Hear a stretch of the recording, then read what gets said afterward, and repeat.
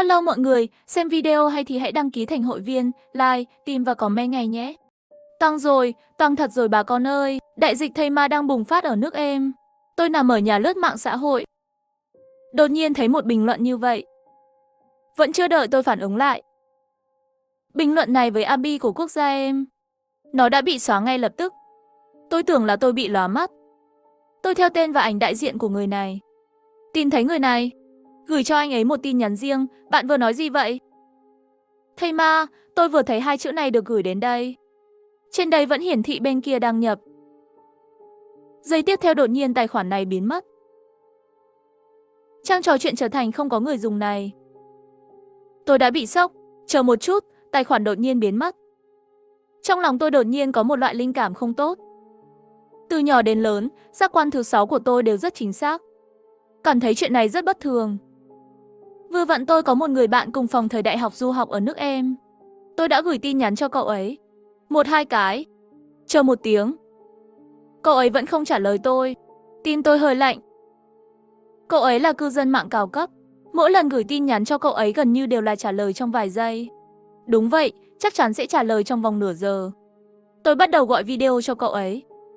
1 lần 2 lần. Tôi cảm thấy rất bất an. Tôi tự an ủi mình. Có lẽ cậu ấy đã đến một nơi không có internet. Tôi đã gọi điện thoại. Đường dài quốc tế. Mặc dù hơi đau, nhưng tôi không thể quan tâm nhiều như vậy sao? Điện thoại đổ chuông 10 mấy tiếng, cuối cùng cũng được kết nối. Nhưng bên kia không phải giọng cậu ấy. Từ đầu bên kia, không biết âm thanh gì rít lên. Tiếng gầm, hình như có rất nhiều người. Sau đó nghe lời liền đứt đoạn. Tôi tìm kiếm tin tức trên mạng với tâm trạng lo lắng. Phát hiện mấy ngày trước có mấy vụ bạo lực đường phố. Một người liên tục giết người khác. Nhưng những tin tức này bị tin tức khác che đậy rồi. Không phổ biến. Mấy ngày nay không có tin tức gì. Thây ma bùng phát có thể ngày càng lớn. Phải chuẩn bị một chút. Mấy ngày trước có một tin tức từ chợ đen. Bệnh viện có rất nhiều ca bệnh mới. Và có bệnh nhân đến bệnh viện vào giữa đêm. Hiện vẫn đang kiểm soát. Trước đây lướt mạng xã hội tôi vẫn nghĩ đó là bạo lực thông thường. Nhưng kết hợp với rất nhiều dịch thây ma bùng phát nhiều. Hơn nữa đã chuyển đến trong nước rồi. Tôi buộc mình phải bình tĩnh lại để chắc chắn rằng đây là bùng phát thây ma. Tôi có ý nghĩ.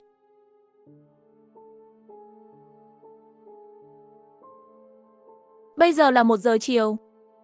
Bạn gái tôi đi làm. Không đi làm, hôm nay tôi vừa kịp nghỉ phép. Lấy chìa khóa xe, ra khỏi cửa.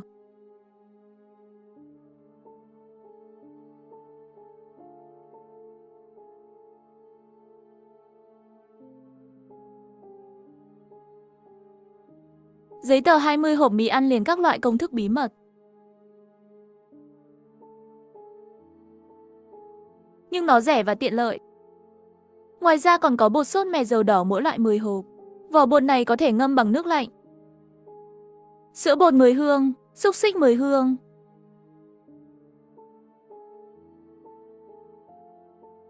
Mua xong những thứ này,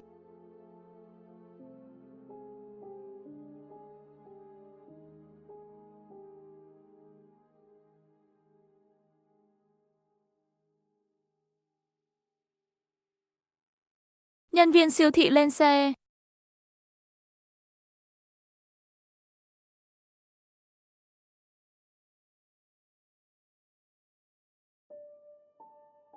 Nếu mà đường, tôi bảo công nhân mở cửa vào. Đặt thẳng vào thang máy. Đến tầng 22. Tại thời điểm này, cư dân của khu vực này về cơ bản đều đang đi làm. Không có ai trong thang máy. 2 thang máy cùng nhau sẽ sớm được vận chuyển lên. Sau khi công nhân đi, tôi ngồi trong phòng thở hổn hển. Những thứ này chậm trễ. Dù sao cũng đem lại cảm giác an toàn. Dịch bệnh zombie sắp bùng phát. Tôi nói với bạn gái tôi rằng xác sống bùng phát. Cô ấy có tin không? Tôi lại đi mua năng lượng mặt trời, thiết bị sạc và máy lọc nước. Cài đặt xong đã 5 giờ chiều rồi. Tôi nhìn điện thoại. Bạn gái gửi cho tôi mấy tin nhắn. Tôi không có trả lời, thấy thời gian tan làm của cô ấy sắp tới. Tôi lái xe xuống công ty đợi cô ấy. Ở đây tôi vẫy tay với Lâm Linh. Cô ấy đến và ôm tôi. Anh đã làm gì vào buổi chiều? Sao không trả lời tin nhắn của em? Lâm Linh vẻ mặt u uất nhìn tôi. Lát nữa nói nhé. Về nhà thôi. Tôi kéo cô ấy lên xe, một chân ga lái về nhà. Có thể là tôi chưa bao giờ lái xe nhanh như vậy. Trên đường Lâm Linh luôn miệng nói chậm lại, chậm lại. Sau khi xuống xe, tôi thấy mặt cô ấy trắng bệch. Tôi kéo cô ấy vào thang máy. Về đến nhà, tôi nghiêm túc nói với cô ấy những chuyện xảy ra ngày hôm nay. Mặc dù Lâm Nghi nửa tin nửa nghi ngờ về sự việc, nhưng vẫn là xin nghỉ vài ngày. Tôi đưa Lâm Linh lên ban công, cho cô ấy thấy thành quả lao động của tôi chiều nay. Thật tuyệt. Anh yêu anh định mở siêu thị ở nhà sao? Tôi đảo mắt nhìn Lâm Linh. Buổi tối hai chúng tôi ở trên sofa, đặt hàng cơm giao hàng, xem một bộ phim, ôm nhau ngủ. Tôi đã có rất nhiều giấc mơ, trong mơ đâu đâu cũng có thây ma lang thang. 7 giờ 30 sáng hôm sau, tôi bị đánh thức bởi cơn ác mộng cuối cùng. Tôi mơ thấy mình bị nhiễm bệnh. Sau đó điên cuồng cắn vào cổ Lâm Linh. Anh yêu, đây chỉ là giấc mơ mà thôi, không phải thật đâu, đừng sợ. Sau khi thức dậy chuẩn bị đi mua một ít đất và hạt giống. Chuẩn bị trồng một ít rau bên ngoài ban công. Nếu không có thây ma, đất còn có thể trồng hoa, mua 4 túi đất và các loại. Người bị thương trong bệnh viện đột nhiên phát điên tấn công người khác. Virus thây ma thực sự bùng phát. Sau khi chúng tôi sắp xếp mọi thứ, tôi và bạn gái ngồi trên ghế sofa. Tôi cầm điện thoại xem tin tức hôm nay. Cuộc tìm kiếm nóng hôm nay là một tên xã hội đen bị thương nặng trong bệnh viện, khiến hơn 20 cảnh sát và người dân bị thương. Hiện tại đều đã được đưa đến bệnh viện điều trị. Thủ phạm đã bị bắn chết. Tôi nhìn những bức ảnh trên tin tức. Ngoài ra còn có lời kể của nhân chứng tại hiện trường. Tâm lý đã nổi lên sự bất an mạnh mẽ. Tình huống này rất giống cảnh thây ma cắn người. Tôi nhanh chóng gọi cho bố mẹ của Lâm Linh, mua vé cho họ, bảo họ đến với chúng tôi ngay lập tức. Bạn gái nhà ở nông thôn, nơi đó đều là núi lớn, không ai cả. Bố mẹ cô ấy đều ở đó. Hôm đó có thể trồng rau, tự túc. Nếu thực sự bùng phát thây ma, an toàn hơn chúng ta nhiều. Lâm Linh gọi điện cho bố mẹ cô ấy, cũng để họ mua thêm một chút thức ăn và đồ dùng sinh hoạt. Sau đó chúng tôi luôn ở nhà theo dõi tin tức. Cho đến hơn 7 giờ tối, nền tảng này đã trở thành cảnh sát bị thương và đám đông bị thương. Cắn nhiều bác sĩ cùng một lúc, y tá và bệnh nhân. Tôi và bạn gái nhìn nhau. Thây ma thực sự đến. Chúng tôi nhanh chóng liên hệ với một số công ty giao nước, đặt rất nhiều đơn hàng mang đi. Ha ha ha ha ha. Hả? Mặc dù không xa chỗ chúng tôi, nhưng nhiều người vẫn chưa kịp xem tin tức. Không nhiều người nhận ra điều này, cho nên vẫn chưa đến trạng thái mỗi nhà đều tích trữ hàng. Tài xế giao nước và giao hàng lần lượt đến. 3 nhân viên giao hàng. Giao hàng thùng nước là mua ở hơn 10 siêu thị. 100 cân gạo 10 túi, 50 cân bột mì 10 túi, 10 lít dầu đậu nành 10 thùng, mỗi loại gia vị 50 chai, cổ vịt 10 hộp, thịt lợn 100 cân, mè rán 10 túi, bột óc chó 10 túi, ngũ cốc 10 túi, gạo tự làm nóng 50 hộp, nồi lẩu nhỏ tự làm nóng 50 hộp. Đây là địa ngục trần gian. Hàng dự trữ hơn 1 năm, không biết có vượt qua được khủng hoảng không. Tôi và bạn gái lại lái xe đi mua rất nhiều đồ, cho đến khi cốp xe và ghế sau không thể chất đống được nữa. Mới quay về, chúng tôi lại chuyển 5 hộp sữa, 5 hộp bánh mì, 5 thùng lớn để chứa nước, thịt đóng hộp 30 lon, cá đóng hộp 30 lon, sô-cô-la 30 hộp, mì 20 gói, 10 hộp rượu 10 cân, đèn pin 10 cái, sạc 10 cái, 1 hộp gạc, cửa sổ dán 1 băng gạc, các loại thuốc cảm lạnh, thuốc chống viêm, thuốc giảm đau, khử trùng, tăm bông thuốc, thuốc mỡ. Ngoài ra còn có các loại thuốc mà người già cần. Một đống viên vitamin canxi. Vitamin là cần thiết. Tất cả các loại trái cây và rau củ khô đều mua một chút. Rượu hầm sẽ hỏng. Chúng tôi đã kiểm kê thức ăn và nước uống, đủ cho hơn 1 năm. Không biết virus sẽ tồn tại trong bao lâu. Chỉ biết vật tư nhiều hơn một chút, chúng ta sẽ sống lâu hơn. Chúng tôi nằm trên giường lướt mạng xã hội. Nhiều người đã nhận ra đó là xác sống. Có rất nhiều vật tư. Cũng có một số người cho rằng đất nước mạnh như vậy, không cần phải đợi quốc gia tiêu diệt thây ma là được rồi. Nhưng toàn bộ mạng lưới vẫn tràn ngập nỗi buồn và sự hoảng loạn. Người ở chợ đen nói họ đang trốn ở nhà. Bên ngoài đầy những con quái vật ăn thịt người. Bản thân không còn nhiều thức ăn. Một số gia đình và cha mẹ đã kiệt sức. Hình ảnh được tải lên bởi cư dân mạng. Chúng ta đã thấy địa ngục trần gian là gì. Chúng tôi thấy vô cùng sợ hãi. Ngay lập tức quyết định, ngày mai lại mua một ít vật tư. Bận cả ngày. Vừa nhắm mắt liền ngủ, nhưng mà ngủ cũng không yên ổn. Rốt cuộc, bây giờ cuộc sống sẽ bị đe dọa. Thây ma sắp bùng phát. Chúng tôi điên cuồng tích trữ vật tư. Ngày hôm sau tôi biết được từ tin tức. Một nửa số người trong bệnh viện đã chạy ngoài. Nhiễm trùng quá nhanh. Hơn nữa không có thời gian phong tỏa thành phố. Đã có người chạy đến thành phố Lâm. Lại có mấy thành phố bùng phát thây ma. Chúng tôi vội vã ra ngoài. Đã có rất nhiều người đi siêu thị tích trữ vật tư rồi. Ngoài ra còn có một số siêu thị trực tiếp đóng cửa. Nhưng nếu đó là ngày tận thế. Đầu tiên bị cướp là siêu thị. Cũng có một số thương gia nhận ra. Đã bắt đầu tháo bảng hiệu rồi. Cũng có một số thương gia mới lớn đã phát động tài chính. Chúng tôi thừa dịp sớm lại đào một chuyến thức ăn về. Sau đó lái xe đến thành phố thiết bị gia dụng mua 2 cái tủ lạnh lớn. Lại đi mua tấm pin mặt trời. Mua 10 con gà, 2 con gà mái, 2 con đực. Mua rất nhiều tấm cách âm. Lại tìm đại lý thuê nhà bên cạnh. Mua thêm rất nhiều ổ khóa và vũ khí. Liên tục đi vào. Rồi lại đi ra. Lại mua chân điện, quạt điện, than đá. Lại đi mua 10 thùng xăng bỏ vào xe. Mua một cái 11 lanh. Chúng tôi dọn dẹp phòng bên cạnh, là nơi lưu trữ vật liệu của chúng tôi. Nguồn cung cấp gần đó về cơ bản đã bán hết rồi. Lái xe đến siêu thị xa xôi.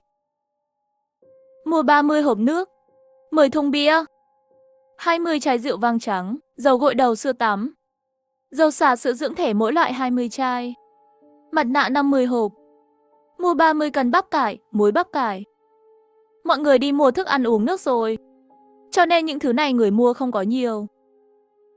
Lại mua 10 cái thùng lớn màu đỏ đặt ở bên cạnh. Bảo quản nước và thu dọn mọi thứ. Đến nhà ga đón bố mẹ. Họ mang theo rất nhiều thịt và xúc xích của Phong Nam. Họ đến nhà đều bị sốc. Lý Tiểu Hạ, hai người làm gì vậy? Đi cướp siêu thị rồi. Trong khu phố xuất hiện thây ma. Nước lại bị ống nhiễm. Làm sao đây?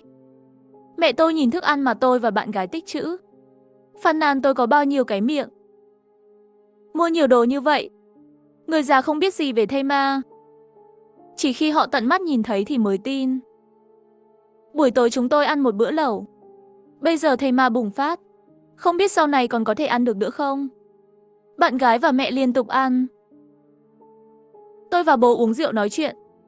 Thời gian trôi qua, tôi càng trân trọng những ngày cuối cùng này. Có hơn chục khu vực có thây ma. Mỗi ngày trên bản tin đều khiến chúng tôi mất bình tĩnh.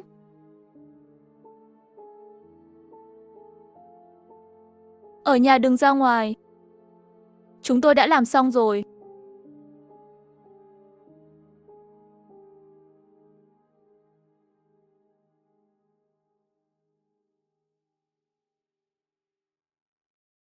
Ngày thứ 3 bố mẹ đến.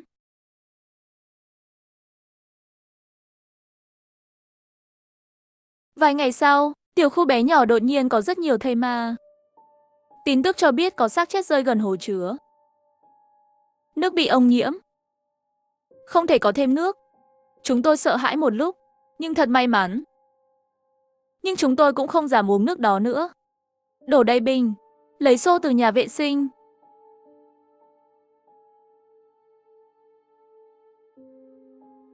Đổ đầy bình, bên ngoài đi vào trong tiểu khu lang thang mấy cái thây ma. Không ai dám ra ngoài, toàn bộ bọn họ đều bị nhiễm. Thây ma đã bùng phát, chính thức bắt đầu cuộc sống gia đình không có nước không có điện. Chúng tôi nhìn những thây ma lang thang trong khu phố. Hầu hết là do ông nhiễm nước nên biến thành thây ma. Không có vết thương. Đúng ra là có mấy cái tay chân bị gặm nát xương. Bố mẹ nhìn thấy rồi thì không nhìn nữa. Xem lâu rồi, cảm giác có chút đẹp mắt. Lắc chậm. Vẫy tay. Mỗi lần nhìn thấy tôi luôn cười. Mỗi ngày đều để chúng tôi mang theo thức ăn. Uống nước ở nhà, đừng ra ngoài, khóa cửa sổ. Loa lớn của cộng đồng. Mặc dù lúc đầu chúng ta đừng hoảng sợ. Chỉ là vừa nghĩ đã tụ tập rất nhiều thây ma. Có rất nhiều vật tư. Cuộc sống của chúng tôi không bị ảnh hưởng nhiều. Ngày thứ 20 của dịch bệnh. Mất nước mất điện rồi. Nhưng với tấm pin mặt trời, chúng tôi lại bình thường. Tín hiệu di động đã bị cắt. Không thể liên lạc với bên ngoài, Lơ cũng ngừng hoạt động. May là trước khi mất tín hiệu, chúng tôi đã tải xuống nhiều bộ phim, khiến những ngày cách ly ở nhà không quá nhàm chán. Chỉ là thây ma dưới lầu càng ngày càng hôi thối. Không được mở cửa sổ trong thời tiết nóng bức. Chỉ có thể dựa vào quạt thôi. Cái này khá thoải mái. Trên đề xuất, xem tin tức, rất nhiều người có đồ dùng. Chúng ta không thể dự đoán tương lai. Ngay cả khi đất nước đang lâm nguy, họ cũng muốn thử sức cứu, đưa chúng ta trở lại cuộc sống bình thường. May mắn thay, nếu chúng ta đến nơi trú ẩn, tôi ở nhà vẫn tốt hơn. Dịch bệnh bùng phát, cuộc sống gia đình vẫn ổn. Có thể ở bên gia đình. Nếu đến nơi trú ẩn, nguồn cung cấp có hạn. Trong trường hợp xảy ra cướp giật, 2 người già, một đàn ông và một phụ nữ. Chuyện gì đã xảy ra không thể ngăn cản được. Hơn nữa người nhiều sẽ bùng phát mâu thuẫn. Sẽ càng nguy hiểm hơn. Bây giờ đồ dùng ở nhà chúng tôi tiết kiệm chút. Thêm 2 năm nữa không thành vấn đề. Và chúng tôi cũng trồng rau và nuôi gà. Gần đây gà mái đẻ rất nhiều trứng. Đang cố gắng ấp. 50 ngày thây ma bùng phát. Chênh lệch nhiệt độ giữa ngày và đêm rất lớn. Ban ngày nóng không chịu được, buổi tối nhiệt độ lại giảm xuống mấy độ. Những ngày này luôn nghe thấy tiếng máy bay bay qua. Lúc này thây ma dưới lầu giơ ngón tay lên. Ngay cả họ cũng không biết bay. Dưới lầu có một cái thây ma, giơ tay lên, hình như là chỉ máy bay. Bạn gái cười tôi là đồ ngốc. Tình hình như vậy mà vẫn cười được. Cuộc đời ngắn ngủi, vui vẻ kịp thời, đó là lo lắng cho bố mẹ bạn bè của mình. Sau khi không có tín hiệu thì không thể liên lạc được. Từ những cuộc trò chuyện trước, sau khi thây ma bùng phát ở đó không có thây ma, cũng không có gì bất thường. Bố cô ấy dùng gạch ra cố sân một vòng. Không nên lo lắng quá nhiều. Mẹ nấu cơm xong rồi, chăm sóc chúng tôi ăn. Bà ấy không bao giờ thích chúng tôi ăn đồ ăn vặt. Vẫn kiên trì làm cho chúng tôi mỗi bữa ăn. Nhưng thỉnh thoảng tôi sẽ nấu bột ốc sên để mua chuộc bà ấy. Không biết khi nào mới an toàn. Cuộc sống hiện tại cũng không có gì quá tệ. Gia đình tôi ở nhà với tôi mỗi ngày. Sau khi tốt nghiệp đại học, chúng tôi đi làm riêng. Đôi khi làm thêm giờ hay gì đó. Về đã mệt rồi. Thiếu liên lạc với gia đình trong một thời gian dài. Bây giờ chúng ta mỗi ngày ở nhà ăn uống. Thỉnh thoảng xem lại tình hình xung quanh. Đại dịch thây ma không biết đã bùng phát bao lâu. Mẹ tôi đột nhiên làm một bàn đồ ăn. Tại sao vậy? Có quá nhiều đồ ăn, thật là thơm. Tôi và bạn gái đến bàn. Mẹ làm sườn chua ngọt, thịt cá om, trứng chua ngọt, thịt vụn hương cá, trứng hấp thịt vụn. Hôm nay là ngày gì vậy? Mẹ ơi, mẹ thường là một con gà xào 3 lần. Sao hôm nay hào phóng thế? Đứa trẻ ngốc nghếch quên sinh nhật của chính mình. Ngày nào cũng nằm mơ phải không? Mẹ tôi đặt đũa và đảo mắt nhìn tôi. Bố tôi ngồi xuống với bia lạnh. Đúng vậy, hôm nay là sinh nhật tôi. Ở nhà tôi quên mất.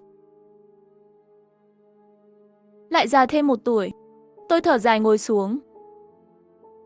Bạn gái đâu? Tôi ngồi xuống. Tôi nhận ra cô bạn gái vừa ở phía sau tôi đã mất tích. Em ở đây. Chúc mừng sinh nhật anh yêu. Bạn gái tôi cầm một cái bánh sinh nhật đi tới. Trên đó có 7 cây nến. Em lấy bánh ở đâu vậy? Giọng tôi nghẹn ngào hỏi.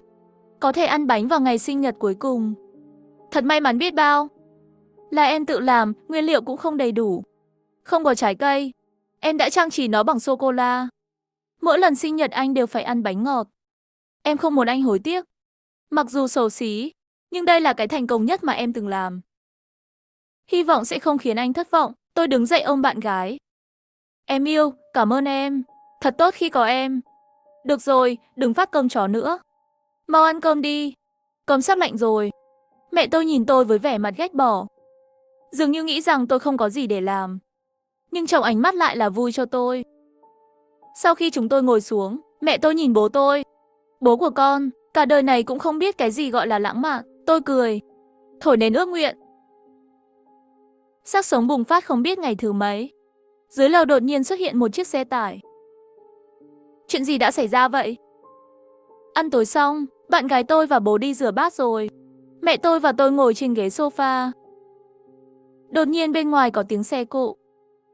Tôi vội chạy đến cửa sổ. Kéo rèm cửa một khe.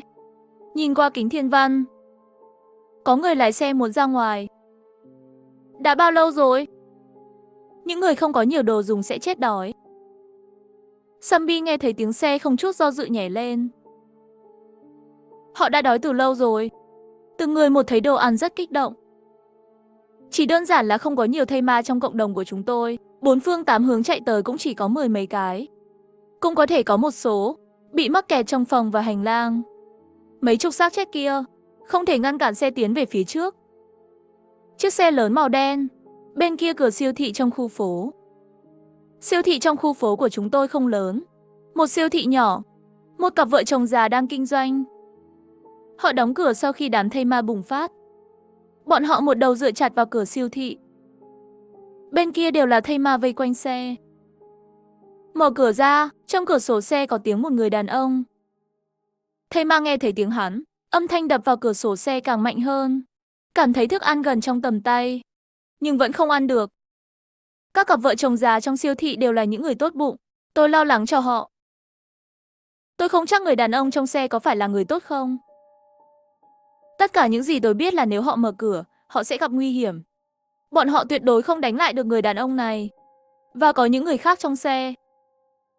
Đừng mở cửa. Miệng tôi thì thầm. Cầu nguyện họ có thể không tử tế như vậy. Làm ơn mở cửa đi. Chúng ta sẽ chết đói ở nhà. Làm ơn. Chúng tôi không vào. Làm ơn cho chúng tôi chút gì ăn. Chúng ta có thể đói, nhưng trẻ em không nên đói. Trong xe có tiếng phụ nữ, nhưng tôi cảm thấy lạnh sau lưng. Vì trong xe không có trẻ con. Phía trước xe có một người đàn ông và một người phụ nữ. Phía sau còn có 2 người đàn ông. Cách thời gian bùng phát đã lâu. Cái ác của bản chất con người cũng xuất hiện. Đừng mở. Họ nói dối bạn. Tôi vội quá không biết phải làm gì. Lúc này bạn gái đến phía sau tôi. Xem tình hình dưới lầu. Cô ấy cũng hiểu chuyện gì đang xảy ra. Chúng ta chỉ có thể cùng nhau cầu nguyện họ không mở cửa. Nhưng trời không đáp ứng mong muốn của người ta. Cửa cuốn được kéo ra từ từ. 2 người già mặc bộ quần áo đối màu, đứng trước cửa với rất nhiều thức ăn và nước uống. Bởi vì chiếc xe màu đen dán chặt vào cửa. Cửa bị kéo ra, cửa xe của họ có thể mở được. Gần như cánh cửa mở ra. 2 người trên xe nhanh chóng mở cửa xe. Rồi xông vào. Tôi lập tức đổ mồ hôi lạnh. Họ quả nhiên không có ý tốt. Lợi dụng lòng tốt của người già, dùng phụ nữ và trẻ em để lừa gạt sự đồng cảm của họ. Những người như vậy thực ra họ đã cướp siêu thị này. Nhưng khi một ngày nguồn cung cấp cạn kiệt, họ vẫn sẽ giết nhau. Ngay khi cửa xe mở ra, những thây ma càng trở nên điên cuồng hơn. Thậm chí còn có một thây ma leo lên phía trước xe. 2 người kia nhanh chóng chạy vào bên trong, đóng cửa lại. Đó là những thây ma đã từng cái một dẫm lên nóc xe rồi. Một người đàn ông và một phụ nữ trong xe thấy tình hình không tốt, nhanh chóng đóng cửa xe lại. Hôm nay 2 người đang kéo cửa cuốn xuống. Đi theo cửa kính, tôi thấy trên tay một người đàn ông có những vết máu. Cặp vợ chồng già tội nghiệp không thể thoát khỏi móng vuốt. Không còn nhìn thấy tuyết ở phía bắc nữa. Một người đàn ông và một phụ nữ trên xe nhìn thấy 2 người đó, mặc kệ thây ma. Có lẽ là tức giận, có lẽ là muốn sống. Họ bắt đầu lái xe, lập tức một xác thây ma chắn trên kính chắn gió. Chiếc xe bay ra ngoài. Xác sống từ trên cao rơi xuống lại bò lên. Chỉ là tay chân hơi mất phối hợp thôi. Hình như là gãy xương. Họ đạp ga. Chiếc xe đâm vào cửa siêu thị. Nửa thân xe đã vào rồi. Họ lùi lại và tông lại. Một vài thây ma xui xẻo. Máu thịt bị đè bẹp dí. Cùng lúc đó có mấy người bước ra ngoài. Trong đó còn có cặp vợ chồng già kia.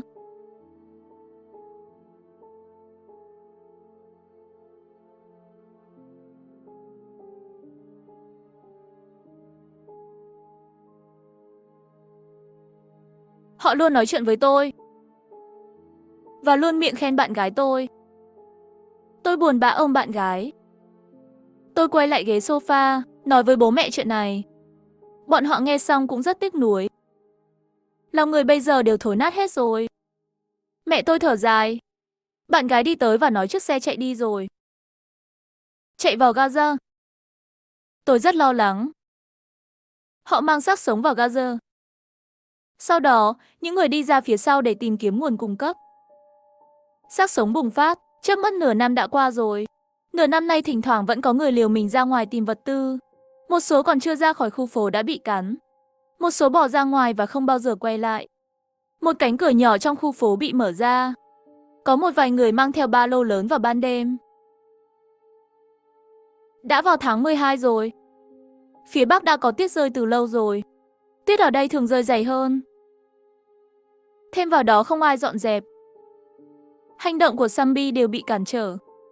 Tuyết đã chất đến thắt lưng họ rồi. Một số thây ma đi bộ thì bị ngã trong tuyết. Tôi nhìn chúng mỗi ngày. Dáng vẻ muốn đứng lên thật buồn cười. Ngày thứ N khi thây ma bùng phát, có người nhờ chúng tôi giúp thì phải làm sao? Tuyết phủ kín thành phố. Đã không nhìn thấy những cảnh tượng đẫm máu khủng khiếp đó nữa. Tôi cảm thấy thế giới đã trở lại bình yên. Chỉ là không biết bao nhiêu người có thể vượt qua mùa đông này. Mùa đông rồi, đồ ăn không còn ăn được nữa. Chúng tôi còn rất nhiều đồ ăn nhẹ. Khi có đồ ăn, mẹ không cho chúng tôi ăn vặt. Nhưng may mắn là trước khi dịch bùng phát, mua dự trữ rất nhiều vitamin, không ăn rau củ cũng không sao. Gà con từ từ lớn lên, mỗi ngày đều đẻ rất nhiều trứng. Mẹ cũng luôn thay đổi cách làm các loại mì ống. Mì chiên, mì trộn lạnh, mì sốt trên bánh bao, cơm chiên trứng, cơm thịt ướp. Mặt trời ban ngày mùa xuân rất yếu. Chúng tôi cố gắng tiết kiệm điện, ngoài việc nấu ăn và chăn điện vào ban đêm. Những thứ khác đều không cần, mùa đông ở phương Bắc có thể lên đến âm 20 độ. Tôi đã chuyển tất cả mọi thứ trong tủ lạnh lên mái nhà. Tuyết dày trên mái nhà đều đã được quản lý của chúng tôi trở về. Tuyết hóa thành nước. Có thể dùng để tắm, xả bồn cầu hay gì đó. Tôi vẫn ngồi trên sofa như mọi khi, nhìn một chiếc xe mới. Bố mẹ không rảnh rỗi được. Trên mái nhà, bố mẹ đang làm thịt đông lạnh. Đột nhiên tôi nghe thấy tiếng cửa sổ. Hình như có gì đó đang gõ cửa sổ nhà tôi. Tôi đi đến bệ cửa sổ, thấy một chiếc máy bay không người lái đâm vào tôi. Mở cửa sổ ra, máy bay không người lái bay vào, trên đó có một ghi chú. Tôi nhìn quanh một chút, rèm cửa sổ ở tòa nhà đối diện hình như bị kéo ra một khoảng cách xa nên tôi không thấy rõ. Tôi mở tờ giấy ra. Hạ có thể nhờ bạn chăm sóc Nana không? Trong một bữa con bé chỉ có thể ăn một ít, làm ơn hãy cứu con bé. Tôi nhìn tờ giấy, nhớ ra chị gái ở tòa nhà đối diện. Cô ấy kết hôn sớm. Có một cô con gái 4 tuổi, mắt to đẹp lắm.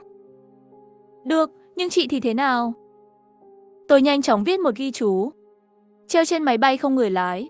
Máy bay không người lái đã bay trở lại. Tôi thấy chị ấy bật đèn. Gầy gò và trắng bệch. Cô ấy dường như nhìn thấy tôi. Vẫy tay với tôi. Ngay sau đó máy bay không người lái bay đến. Tôi ổn. Tôi sẽ đưa con bé đến lối thoát hiểm. Cậu mở cửa đón con bé. Cảm ơn cậu, Hạ. Tôi tin cậu. Cậu chắc chắn sẽ có cách chăm sóc con bé. Nhưng lần này máy bay không người lái không bay trở lại. Tôi đứng bên cửa sổ chờ đợi.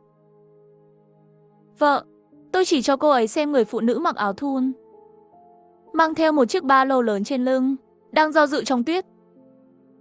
Hai tòa nhà của chúng tôi rất gần nhau, thêm vào đó tuyết rất sâu. Thây ma hành động chậm. Chị ấy lên lầu một cách thuận lợi, tôi hít một hơi thật sâu. Vợ ơi, chúng ta xuống đón chị ấy đi. Chúng tôi bao bọc mình một cách chắc chắn. Chuẩn bị ra ngoài với một con dao dài và một cây gậy bóng chày. Nói với bố mẹ, bảo họ đóng cửa lại. Nghe thấy chúng tôi định mở cửa, bố mẹ thở dài. Hãy cẩn thận. Tôi cẩn thận mở cửa chống trộm. Sợ hãi đi xuống lầu. Chúng tôi đi xuống cầu thang.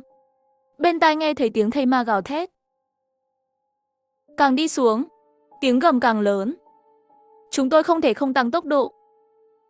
Xuống đến tầng 9, tôi hít một hơi lạnh. 7-8 thây ma đang ở đầu cầu thang của chung cư. Không cần phải giữ đây, tận dụng không gian hẹp ở đầu thang mà dọn dẹp bọn thây ma. Chúng tôi đã đón được Nana. Thoát khỏi cửa thây ma.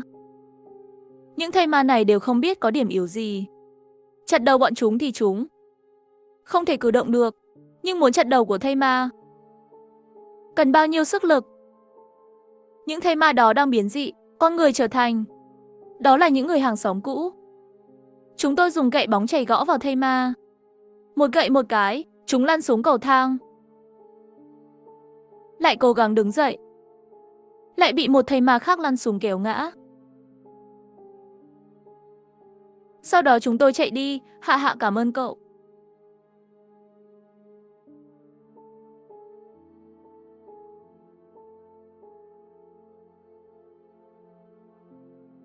Một con thây ma hung dữ, không biết từ đâu xông lên. Đi đi, các người định sẽ sống sót. Nhìn xuyên qua tấm vải. Tôi khẽ thấy vai chị ấy đang chảy máu.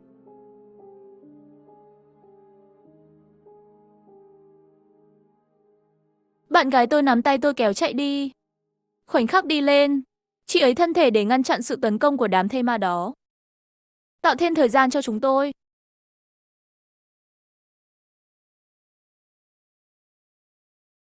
Tôi không thể nhìn được nữa, chị yên tâm, tôi nhất định sẽ chăm sóc tốt cho Nana. Em yêu.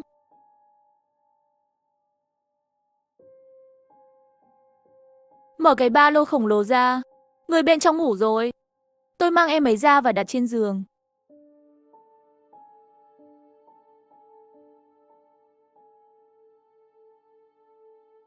Thật cảm động. Chị ấy có thể hy sinh bản thân để bảo vệ đứa con. Bên trong ba lô còn có thiết bị điều khiển, vài ít tiền. Ngoài ra còn có 2 cái điều hòa không khí, 2 thẻ và một lá thư. Mất ngày thứ N của đợt bùng phát. Người hàng xóm chết trước mặt tôi. Hạ Hạ, khi cậu thấy lá thư này, có lẽ tôi đã trở thành một thây ma xấu xí. Tôi biết lần này tôi đi qua chắc chắn sẽ bị nhiễm bệnh. Cho dù không bị lây nhiễm, tôi cũng sẽ chết mà thôi. Cảm ơn vì đã chăm sóc Nana. Ta Cảnh ra ngoài tìm đồ tiếp tế rồi. Anh ấy đã đi được 4 ngày rồi. Tôi đoán anh ấy sẽ không quay lại. Tôi biết cậu là một người tốt bụng. Tôi đang nghĩ về việc cho Nana uống thuốc ngủ. Tôi thấy các cậu trên mái nhà. Tôi thấy các cậu đang sắp xếp thức ăn. Cho nên tôi muốn thử một lần xem. Hãy chăm sóc con gái tôi.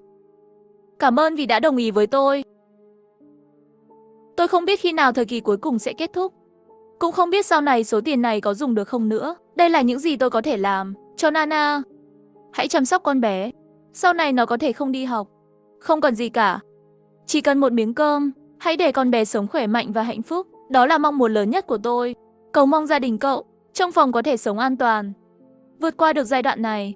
Được rồi. Không sao đâu. Ít nhất chúng ta đã có một người sống. Tôi nhìn chị ấy chết trước mặt tôi. Tôi không thể cứu chị ấy. Lần trước gặp chị ấy còn đẩy con của mình chơi ở công viên khu phố. Và hỏi khi nào chúng ta sẽ kết hôn. Sao vẫn chưa gửi thiệp mời cho chị ấy. Chị chết trước mặt tôi. Sau này con bé không còn mẹ. Đây là lần đầu tiên tôi khóc trong phòng ngủ. Nửa năm nay tôi ở trên đó xem quá nhiều người bị cắn. Từng thấy cả nhà biến thành thây ma. Tôi cũng từng thấy người chồng biến thành thây ma, chạy tới ôm vợ anh ta. Tôi tưởng mình đã vô cảm rồi. Nhưng lần đầu tiên tôi đến gần cái chết như vậy. Nhìn những cái miệng đầy máu, quái vật răng khểnh, Miệng chúng to quá. Tôi chỉ muốn chạy trốn. Nhưng lúc trước chỉ vì kéo cho chúng ta thời gian. Ngay cả khi bị cắn vẫn kiên trì đứng đó. Muốn mình đối mặt với những quái vật ăn thịt người kia. Bị cắn khắp người. Mẹ Nano đi rồi, tôi nên làm thế nào để cô bé chấp nhận chuyện này? Đôi khi bạn phải chấp nhận. Trước thiên tai và tận thế, cuộc sống thực sự mong manh. Nano thức dậy vào giờ ăn tối. Thấy tôi con bé liền vui mừng mà ôm lấy tôi. Anh Hạ. Nghe tiếng gọi, tim tôi tan chảy hết rồi. Anh Hạ. Mẹ em đâu? Nano nhìn một vòng, nhìn tôi nghi ngờ, mẹ của em. Chị ấy nói để em ở lại nhà anh vài ngày. Nói đi đón bố của em, khi gặp được bố của em thì sẽ quay lại đón em. Tôi buộc mình nói dối. Được rồi, đói chưa? Bà nội làm đồ ăn ngon, chúng ta đi ăn được không? Tôi cũng không biết như thế nào. Càng cảm thấy kỳ lạ. Mẹ tôi đã làm tô cháo trứng, hầm một cái chân gà. Cảm ơn bà. Bà nội nấu cơm ngon quá. Nana lâu rồi chưa ăn cơm. Tất cả đều là ăn bánh quy. Bé ngoan. Cháu yên tâm bà sẽ nấu ăn cho cháu mỗi ngày. Cháu muốn ăn gì? Bà đều sẽ làm cho. Anh trai mua rất nhiều đồ ăn nhẹ. Chờ cháu ăn cơm xong ta dẫn cháu lên chọn nhé. Cảm ơn bà. Mẹ ơi, sao mẹ lại lật lọng vậy? Tại sao không cho con ăn chứ? Đi đi, đi đi, con bao nhiêu tuổi rồi mà còn ăn đồ ăn vặt. Nana ngoan ngoãn, thỉnh thoảng ăn 1-2 lần cũng không sao. Mẹ tôi ghê tởm nhìn tôi cắt tôi không nói chuyện nữa. Ăn cơm trong bát. Năm mới đến rồi, sự bùng phát của thây ma vẫn chưa kết thúc. Hàng ngàn ngọn đèn trước đây, chỉ còn lại một chút ánh sao bây giờ. Mẹ và bố tôi đã mang con bé lên lấy đồ ăn. Tôi và bạn gái nằm trên ban công ngắm sao. Em nói liệu chúng ta có thể sống sót không? Tôi nhìn những con phố tối tăm với những ngôi sao. Trước đây có thể nhìn thấy hàng ngàn ngọn đèn. Hạnh phúc nên vui vẻ. Và bây giờ cũng không biết có bao nhiêu người có thể sống đến năm sau. Chắc là có rất nhiều người ở đây.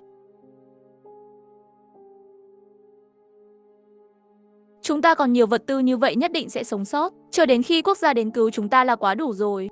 Chúng ta phải tin rằng họ sẽ đến. Cô ấy ôm tôi và an ủi tôi. Nhưng mà có rất nhiều người đều chết ở trước mắt ta. Cặp vợ chồng già dưới lầu. Tôi cũng rất lo lắng. Nếu một ngày nào đó thức ăn của chúng ta hết. Nhưng việc này vẫn chưa kết thúc. Tôi sợ chuyện này sẽ kéo dài vô tận. Anh yên tâm đi. Chúng ta sẽ an toàn. Thật tốt khi có em bên cạnh anh. Anh à, em sẽ luôn bên cạnh anh. Năm mới sắp đến rồi. Nana thỉnh thoảng hỏi về mẹ và tôi cũng viện cơ như trước. Điều này là điều không thể tránh khỏi. Chỉ là khi nhớ mẹ thì cảm thấy chán nản thôi. Kỹ năng nấu ăn của mẹ tôi luôn khiến chúng tôi thèm ăn. Năm mới đến rồi, chúng tôi bắt đầu dọn dẹp vào sáng sớm. Chúng tôi buộc phải đứng dậy và bắt đầu làm việc. Ha ha ha ha ha. Viết cầu đối trước nhà.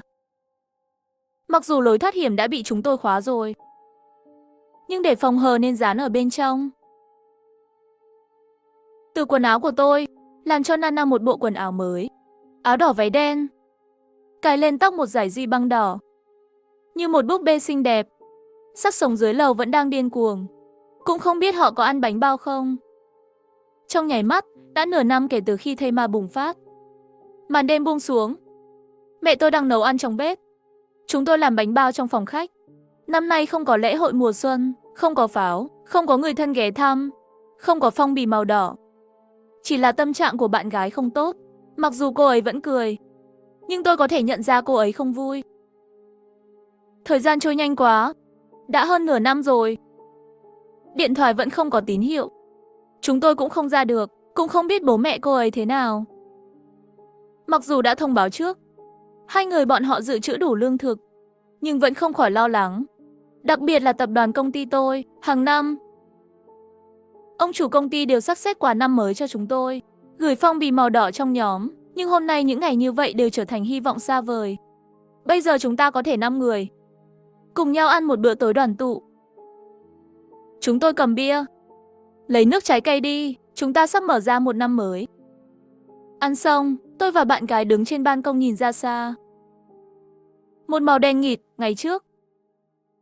Tất cả đèn đều sáng. Đường phố đông người. Dòng xe chạy đông đúc trên đường, bây giờ bị chôn vùi bởi thây ma và tuyết. Rõ ràng vẫn là như vậy phồn hoa, nhưng không có một chút tức giận. Đèn không sáng, người không còn nữa, pháo hoa không nổ. Rất yên tĩnh, ngay cả giọng nói cũng không có. Chúc mừng năm mới em yêu. Chúc mừng năm mới anh yêu. Vợ à, mọi thứ sẽ ổn thôi, mọi thứ sẽ ổn thôi. Thật tốt khi có anh. Xác sống bùng phát 1 năm rồi, những ngày ở nhà làm tôi suy sụp. Xác sống bùng phát 1 năm rồi, tôi ở nhà dường như sắp phát điên. Trước đây khi dịch bệnh bùng phát, tôi vẫn có thể nhìn thấy màu trắng lớn. Tôi vẫn có thể nhìn thấy đám người tiêm kháng thể. Còn có thể đặt hàng mang đi đến nhà bạn bè. Nhưng bây giờ mỗi ngày thức khuya đến 2-3 giờ mới ngủ. Ban ngày lại 11-12 giờ mới thức dậy. Mặc dù mẹ mỗi ngày kiên trì 1 ngày 3 bữa ăn, nhưng chúng tôi ở nhà rất lâu. Hơn nữa khu vực hoạt động nhỏ hơn, cũng lười tập thể dục. Không ngủ được. Ngủ dậy thì chơi đùa. Xem phim và phim truyền hình đã tải xuống. Bởi vì số lượng tải xuống có hạn. Rất nhiều vở kịch đã được xem đi xem lại nhiều lần rồi. Bộ phim truyền hình Cung điện yêu thích của bạn gái và mẹ khiến bạn nuốt không trôi.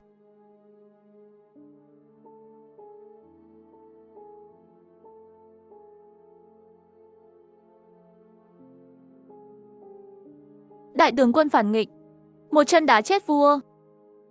Từ đó, thống nhất thiên hạ. Trước khi dịch bệnh bùng phát, bố tôi luôn là một người không thể rảnh rỗi. Ông ấy luôn đưa mẹ đi du lịch khắp nơi. Thật sự là làm ông ấy khó chịu. Nhưng ông ấy cũng tìm việc để làm. Trải nghiệm của bố tôi chỉ xung quanh tầng thượng, lông vũ sáng bóng. Thường xuyên đưa Nana đi tắm cho gà con. Lông vũ sáng bóng. Hoàn toàn như một bà mẹ thú cưng. Có phải vì gà con được chăm sóc tốt không? Nên số lượng bắt đầu càng ngày càng nhiều. Hơn 1 năm, gần như cắt đứt mọi liên lạc với thế giới bên ngoài. Cả gia đình chúng tôi.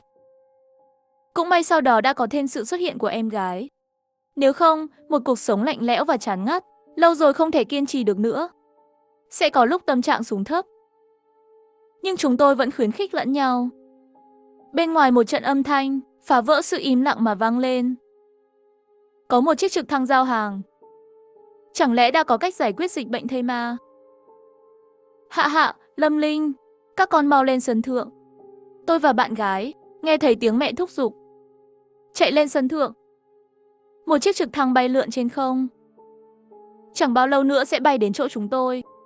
Tiếng chân vịt chói tai, nhưng vẫn có thể nghe rõ. Âm thanh lặp đi lặp lại trên trời. Một số người trong nhà buộc vải trên cột. Hét to để đẩy nó ra hiệu. Cửa sổ trực thăng mở ra. Người mặc đồng phục bên trong ra hiệu cho chúng tôi. Chúng tôi cũng hết sức làm theo. Bạn gái và mẹ phấn khích khóc lên. Sớm thôi, 5 gói hàng được gửi xuống từ trực thăng. Có lẽ là có quá nhiều người cần giúp đỡ. Nhưng thứ này là đã cố gắng hết sức rồi. Chúng tôi không thể liên lạc với những người trên trực thăng để hỏi về tình hình bên ngoài. Tôi hy vọng anh ấy có thể đến nhà làm khách. Đừng bay nhanh thế. Sau khi vật tư rơi xuống mái nhà an toàn, những người trên trực thăng vẫy tay chào tạm biệt chúng tôi. Âm thanh của cánh quạt cũng yếu hơn. Tôi không biết sao lại có người đột nhiên đến giao hàng cho chúng tôi. Nhà nước có giải pháp không? Rất có thể. Dịch bệnh đã tồn tại lâu như vậy rồi. Đất nước hùng mạnh. Sao có thể không có cách nào? Vâng, hy vọng mọi thứ sẽ ổn thôi. Tầm nhìn của chúng tôi càng ngày càng có nhiều người gửi tín hiệu cầu cứu từ cửa sổ. Thì ra còn có rất nhiều người như chúng ta. Kiên trì. Ôi chết tiệt. Hóa ra là xác sống gần đó nghe thấy tiếng trực thăng. phát ra một âm thanh phấn khích. Một số cúi đầu, sợ đến nỗi cột cờ rơi hết rồi. Làm sao đây? Bố mẹ nhìn thấy lo lắng, không biết phải làm gì. Đám thây ma nhìn trực thăng bay lượn trên không trung, liên tục phát ra âm thanh lo lắng gầm rú. Họ từ từ tụ tập thành từng cái một, chồng chất vào nhau, cho đến khi leo lên cửa sổ tầng 2 tầng 3. Thật không dễ dàng để mong đợi nguồn cung cấp, thây ma chết tiệt lại đến gây rắc rối. Nhân viên trên trực thăng bắt đầu phát hàng cho các hộ gia đình ở tầng cao. Chúng tôi đã thấy tâm trạng của họ, giống như chúng tôi vừa rồi. Nước mắt dâng trào. Khó khăn nhất là những người sống ở tầng thấp. Về cơ bản họ đã lấy lại lá cờ, đóng chặt cửa sổ. Đám thây ma tràn vào, như một đứa trẻ đầy tò mò, tranh giành và phá hủy cặp sách. Bọn họ căn bản không dám đưa tay ra lấy. Bây giờ trong hành lang đều là thây ma, nên dựa trên sự tò mò của âm thanh bên ngoài, nhưng lại không tìm thấy lối ra. Xung quanh bốn phía đều truyền đến âm thanh, chỗ ở cũng không dám tùy tiện đi lên tầng thượng lấy. Các nhân viên trên máy bay trực thăng bắt đầu phun khói vào lũ thây ma. Khói dày đặc ảnh hưởng đến tầm nhìn của chúng. Đám thây ma bắt đầu tản ra.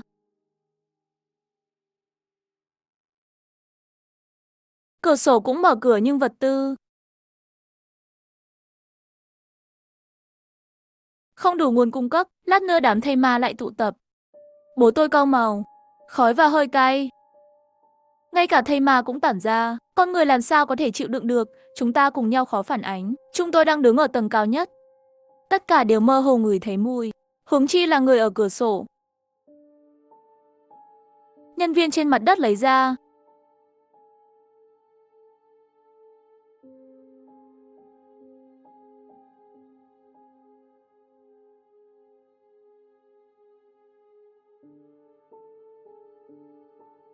Khi hộp vật tư rơi xuống, cô gái vô tình đẻ. Một cái túi rơi xuống, đập mạnh rơi xuống dưới. Thây ma không kịp tránh, bị đập vào đầu. Chỉ thấy thây ma này, chỉ cần một lúc lại khôi phục lại như ban đầu. Nếu đổi thành một người bình thường, đã chết từ lâu rồi. Thật không biết những thây ma này rốt cuộc là nguyên nhân gì. Táo bón không sợ đói, không sợ lạnh, không sợ bị thương. Thật sự hoàn hảo. Chúng tôi không chỉ chờ đợi nguồn cung cấp, mà còn tìm ra cách để giết thây ma. Sau khi trực thăng giao hàng tiếp tệ cuối cùng chậm rãi bay đi, chúng tôi cổ vũ cho những người sống sót khác. Tạm biệt họ. Khu phố này của chúng tôi không nhỏ, nhưng rất ít hộ gia đình gửi yêu cầu giúp đỡ. Rất nhiều cửa sổ tầng 1 đều bị thây ma đập vỡ. Chuyện gì xảy ra bên trong có thể tưởng tượng được. Bố mẹ bắt đầu sắp xếp túi đồ. Bên trong là một số thực phẩm và thuốc men. Điều thú vị nhất là bên trong có trái cây. Ở nhà có rất nhiều đồ ăn, chỉ có không có trái cây. Đã lâu rồi chúng tôi không có ăn. Mặc dù chỉ là táo và cơm. Tất cả đều rất chống mài mòn. Tôi đã ăn một thời gian rồi. Từ gói hàng mẹ đóng gói, đột nhiên rơi ra một cái phong bì. Thấy vậy, tôi cầm lên. Đây là một lá thư. Nhìn xem bên trong viết cái gì. Trong tiêu đề viết: chào bạn, bạn thân mến. Chúng tôi xin lỗi vì không thể giải quyết nhanh chóng sự bùng phát và lây lan của dịch bệnh, để mọi người chịu nhiều tổn thất. Bởi vì thiệt hại của xã hội băng giá, công việc của chúng tôi bị ảnh hưởng nặng nề. Bây giờ chúng tôi cố gắng sửa chữa. Công tác phòng chống dịch bệnh đã được thực hiện từng bước. Bị ô nhiễm bởi nguồn nước. Nước uống trong thành phố gần cây trồng đều chết theo. Bây giờ ô nhiễm đã hết, cây trồng có thể phát triển. Chúng tôi có thể tiếp tục cung cấp thức ăn cho mọi người. Đội ngũ y tế quốc gia. Dịch bệnh sẽ rất nhanh có thể kiểm soát. Hy vọng mọi người nhất định phải kiên trì. Điều này có thật không? Có phải chúng ta sẽ quay lại quá khứ, cuộc sống bình thường? Nếu không phải là thật, thì làm sao họ có thể gửi hàng cho chúng tôi? Sẽ ổn thôi, tuyệt vời. Gia đình chúng tôi ôm nhau thật chặt. Trong hơn 1 năm qua, chúng tôi đã sống trong hoảng loạn. Giờ chúng ta có hy vọng. Cũng không cần lo lắng về thức ăn nữa. Sau khi dịch bệnh kết thúc, sẽ cứu những người bị nhiễm bệnh trở lại. Kể từ khi trực thăng giao hàng đến, khi nào họ sẽ quay lại, nó đã trở thành chủ đề nóng bàn tán. Không biết người giao hàng khi nào sẽ lại đến. Vật tư lần trước họ đến giao đủ ăn 1 tháng. Họ chắc chắn sẽ trở lại trong vòng 1 tháng nữa. Đúng vậy, vì họ xuất hiện rồi, chắc chắn đã nghĩ ra giải pháp. Sẽ không chỉ có lần này đâu, hy vọng lần sau khi họ đến, ngoài việc giao hàng, con có thể nghĩ ra giải pháp giải quyết thây ma. Thật là đáng sợ.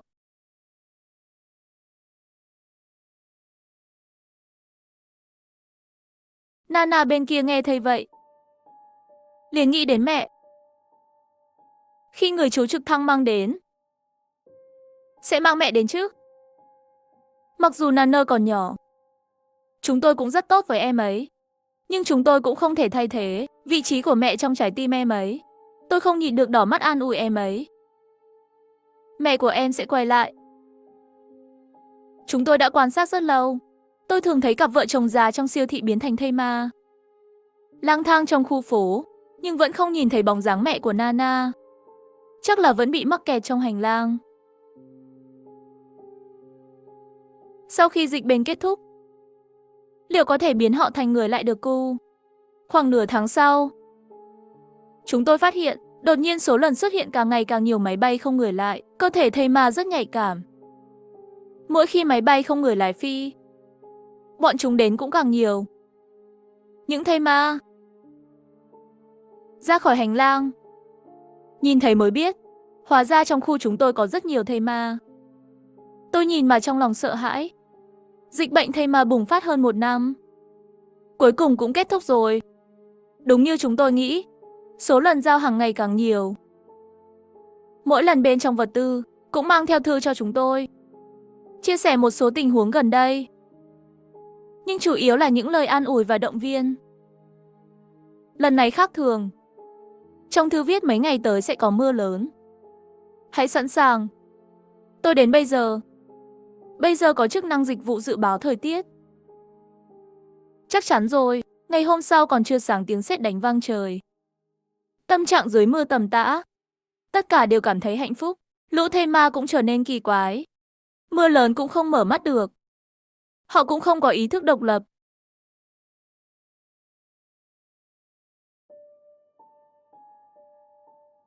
Chất lượng máy bay không người lái thực sự tốt. Mưa lớn như vậy trên không trung còn có thể bay ổn định. Hôm nay đến ngày thứ 4 rồi, chúng ta mới nhìn thấy mặt trời đã mất từ lâu. Chúng tôi đến sân thượng để xem tình hình bên ngoài. Tìm thấy thây mơ nằm trên mặt đất. Họ mở mắt. Hầu hết đều bất động. Không có số ít chỉ là co giật một chút. Những thây ma này bình thường đều sống động. Sao đột nhiên đều nằm ngã xuống? Có thể liên quan đến mưa to mấy ngày nay không? Có phải sự điều trị phát triển ra không? Nhìn này, họ không di chuyển nữa. Bố mẹ, chúng ta đã được cứu rồi. Đến chiều, có hơn 10 chiếc xe chạy vào khu vực. Một số người trong số họ đang cầm những cái lọ lớn, giống như phun thuốc trừ sâu lên xác sống nằm trên mặt đất. Một số người tiến hành kiểm tra khu vực. Tiếng loa lớn bên ngoài bảo chúng tôi đừng sợ hãi. Khi khu vực an toàn sẽ cho chúng tôi biết. Tôi nằm ở cửa lắng nghe cẩn thận âm thanh của hành lang. Tôi nghe thấy tiếng lửa từ hành lang. Và tiếng gầm rú của thây ma khi được chăm sóc da. Quả nhiên còn có thây ma bị mắc kẹt bên trong. Đại dịch thây ma đã kết thúc. Chúng tôi đã trở lại cuộc sống bình thường. Chúng tôi xem tình hình trong khu phố mỗi ngày. Thây đã mấy ngày rồi không xuất hiện. Có lẽ nhân viên cộng đồng đã dọn sạch xác sống trong khu phố rồi. Ngoài cửa vang lên tiếng gõ cửa đã lâu không thấy. Có ai ở nhà không? Chúng tôi là nhân viên cộng đồng. Mặc dù đã sớm chuẩn bị rồi, vẫn còn lo lắng, nhìn mắt mèo trước. Ha ha ha, vào rồi mới mở cửa. Các bạn thân mến, hơn 1 năm nay các bạn vất vả rồi. Xác chết trong khu vực chúng tôi đã dọn sạch xong rồi. Các bạn có thể ra ngoài hoạt động rồi. Tuyệt vời, cảm ơn. Tôi vui mừng nhảy lên. Hàng ngàn lời cũng không thể diễn tả được tôi. Tâm trạng của tôi lúc này, Nana cứ nhìn ra ngoài để tìm mẹ. Tôi hỏi, người thân của chúng tôi bị nhiễm vi bên.